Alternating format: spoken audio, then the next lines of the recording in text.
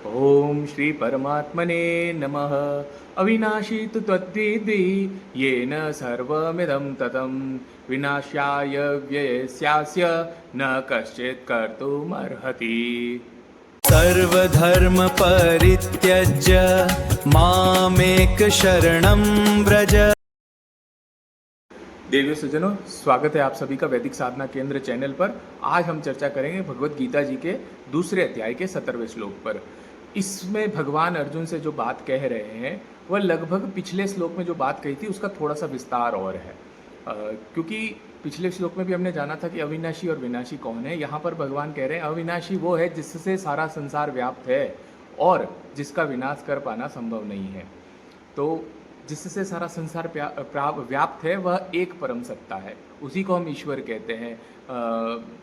जो हमारी फिलोसॉफी और दर्शन शास्त्र है जिसमें उन्हें ब्रह्मण कहा गया है, तंत्र दर्शन में शिव कहा गया है, जिसे हम निराकार ब्रह्म कहते हैं। साकार और निराकार ब्रह्म जो सर्वत्र व्याप्त है, कण कण में जिसे हम कहते हैं व्याप्त है, वह ईश्वर कैसा है? सत्य चित्त आनंदमयी अद्वैत अनंत, वह अविनाशी है और उसका कोई विनाश नहीं कर सकता। जैसे हमने पिछले उदाहरण में भी समझा था कि आप आकाश तत्व का विनाश कर सकते हो क्या? पृथ्वी जल इनका कुछ कर सकते हो, इनमें परिवर्तन ला सकते हो, इनको नष्ट कर सकते हो, आकाश तत्व में कुछ नहीं कर सकते। तो उसी प्रकार से वह संपूर्ण सत्यता है। ऊर्जा का जैसे हमने चर्चा की थी कि आप ऊर्जा का रूप बदल सकते हो, लेकिन क्या ऊर्जा को नष्ट या सृजन कर सकते हो? नहीं कर सकते। तो यही बात है कि इसी परम तत्व को अविनाशी कहा गया है, जिससे हमारी जितनी भी तरह की सृष्टि का जो भी, जिससे हम जो एक्सपीरियंसिंग वर्ल्ड है, वो जितना हम अनुभव करते हैं, जानते हैं, वो सारा उसी अविनाशी से आया है।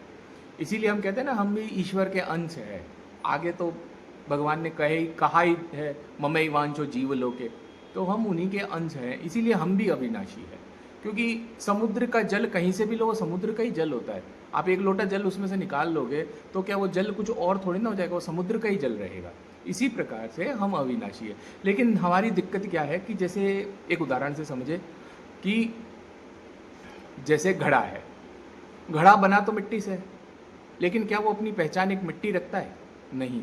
उसको अब एक आइडेंटिफिकेशन, एक पहचान मिली है घड़े की, और वो अपने आप को जीवन पर्यंत वो घड़ा ही मानता है। लेकिन वास्तविकता में उसकी सत्यता है मिट्टी। आप घड़े को नष्ट कर सकते हो, लेकिन मिट्टी को नष्ट नहीं कर पाओगे, क्योंकि वह उसकी वास्तविक सत्यता है, वह अविनाशी है।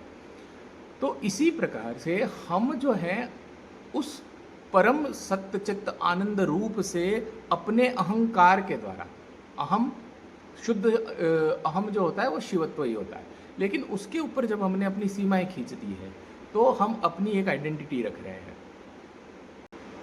जब अद्वैत से द्वैत का निर्माण होता है, जब परमात्मा से जीवात्मा का निर्माण होता है, तो माया या प्रकृति इसे 5 कंचुकों के द्वारा हमारे उस शिव रूप को ढक देती है, या यूं कहे कि हमारे उस ज्ञान को अज्ञान में बदल देती है। कि हम जो अभी हमारी आइडेंटिटी, जो हमारी पहचान है, हम बस उसी को जीकर रह जाते हैं। कला, विद्या, राग, काल, नियति, इन 5 कंचुकों के द्वारा जो माया है, ये वेलिंग पावर, पर्दा डालने की ताकत होती है। इसके द्वारा वो शिव पर पर्दा डालती है, तो हमारे उस आत्मज्ञान, हमारे शिव स्वरूप को ढक देती है, और जिससे हम जीवात्मा का बोध करते हैं। तो लेकिन वास्तविकता में हम वो अविनाशी है। तो जो अविनाशी है उसमें न तो परिवर्तन है, न अंत है, और ना ही वहाँ पर अन्य जो हमारी संसारिक क्रियाकलाप लेन देन है वो है।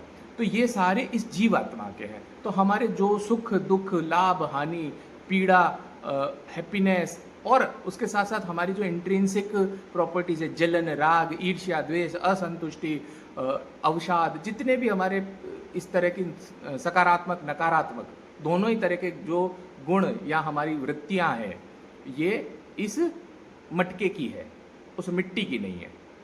और तो इससे आप जो कर रहे हैं, यदि कर्ता भाव करके करेंगे तो भोक्ता भी आप ही हो जाएंगे, क्योंकि अगले श्लोक में इसका और विस्तार से भगवान अर्जुन से को कहेंगे। इसीलिए भगवान समझा रहे हैं अर्जुन को कि घड़े का अंत होगा लेकिन मिट्टी का नहीं होगा। तो तू अविनाशी है, तो विनाश की चिंता क्यों कर रहा है? तो परिवर्तन तो इस विनाशी का नैसर्गिक स्वभाव है। तो यही बात हमें अपने जीवन में भी लागू करनी है, क्योंकि हम अपने जीवन में हर परिवर्तन से परेशान होते, जो कि हमने पिछले वीडियो में चर्चा कर ली है। तो हम प्रयास करें, आध्यात्मिक रूप से अपने आप को उठाएं और अपने अविनाशी स्वरूप को जानने का प्रयास करें। आशा करता हूँ हमारा ये प्रयास आपको पसंद आया होगा। यदि आप इस चैनल पर नए हैं तो सब्सक्राइब करें, और यदि भगवत गीता जी के बारे में और अधिक जानना चाहते हैं तो हमारे चैनल की प्लेलिस्ट में जाकर पुराने वीडियोस को देख सकते हैं। जल्दी आपसे अगली मुलाकात होगी, तब तक के लिए हमें आज्ञा दीजिए। धन्यवाद। जय श्री कृष्णा।